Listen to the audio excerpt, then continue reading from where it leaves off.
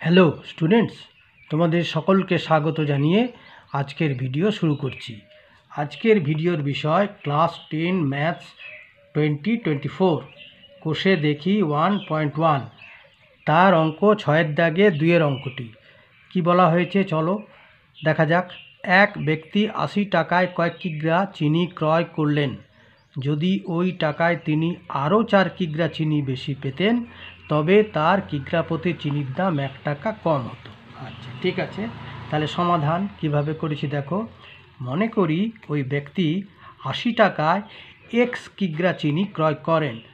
তাহলে এক্স কিগ্রা চিনির দাম হলো 80 টাকা, অতএব 1 কিগ্রা চিনির দাম হলো 80/x। এই এক্সটা নিচে চলে গেল, 80/x টাকা, এটা 1 কিগ্রা চিনির দাম। এইবারে 4 কিগ্রা চিনি যদি বেশি পেতেন তখন তার চিনির পরিমাণ কত হতো? x + 4 কিগ্রা। তাহলে এখন এই x + 4 কিগ্রা চিনি পেতেন ওই 80 টাকা দিয়েই। এখন x + 4 কিগ্রা চিনির দাম 80 টাকা, হ্যাঁ, অতএব 1 কিগ্রা চিনির দাম কত হবে? 80/x + 4।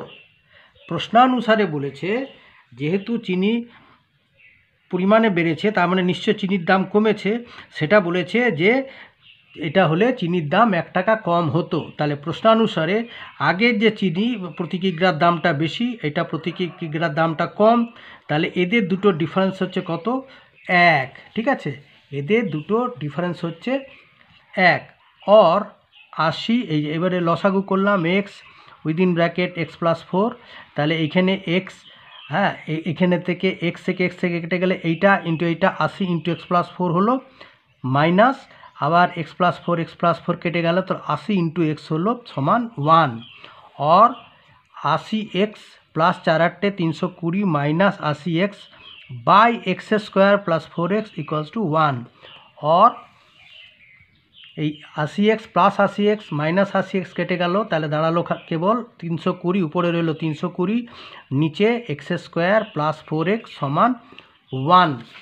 এইবারে দেখো, और x² 4x = 300, এই যে 20টা আছে 320, সেই 320টার নিচে গুণ হলো, এটা গুণ, আর 320 × 1 মানে 320।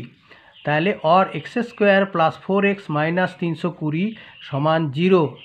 সমীকরণটি বেরিয়ে এলো। এই যে এটা হচ্ছে সমীকরণ, দ্বিঘাত সমীকরণটি হলো, অতএব নির্ণয় দ্বিঘাত সমীকরণটি হলো x² + 4x - 320 = 0।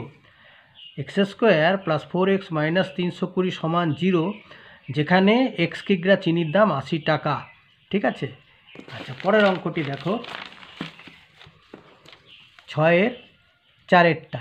একজন ঘড়ি বিক্রেতা একটি ঘড়ি ক্রয় করে 336 টাকায় বিক্রয় করলেন। তিনি যত টাকায় ঘড়িটি ক্রয় করেছিলেন শতকরা তত টাকা তার লাভ হলো। তাহলে সমাধানটা কিভাবে করেছি দেখো। তাহলে বলে দেওয়া আছে যে ঘড়ি ক্রয় করলেন, কত টাকায় ক্রয় করলেন বলা নেই, কিন্তু বিক্রয় মূল্য বলে দেওয়া আছে, ক্রয় মূল্য দেওয়া নেই।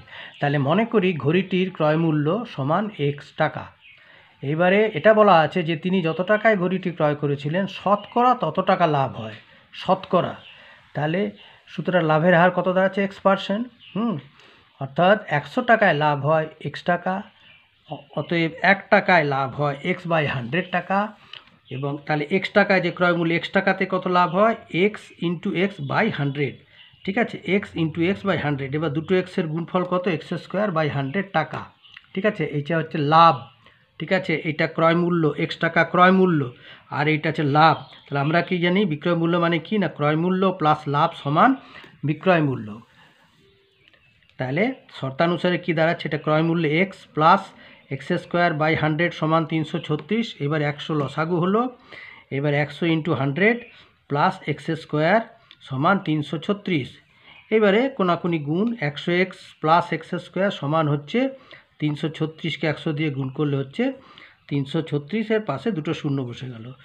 और x² সামনে আনলাম, x² প্লাস 100x, এই সমান চিহ্নের ডান দিকের এটাকে বাম দিকে আনলাম, হলো -33600 সমান, ডান দিকে কিছু থাকলো না তাই বসলো 0। অতএব নির্ণেয় সমীকরণটি হলো x² প্লাস 100x - 33600 = 0 যখন ক্রয় মূল্য x টাকা। ঠিক আছে, আচ্ছা।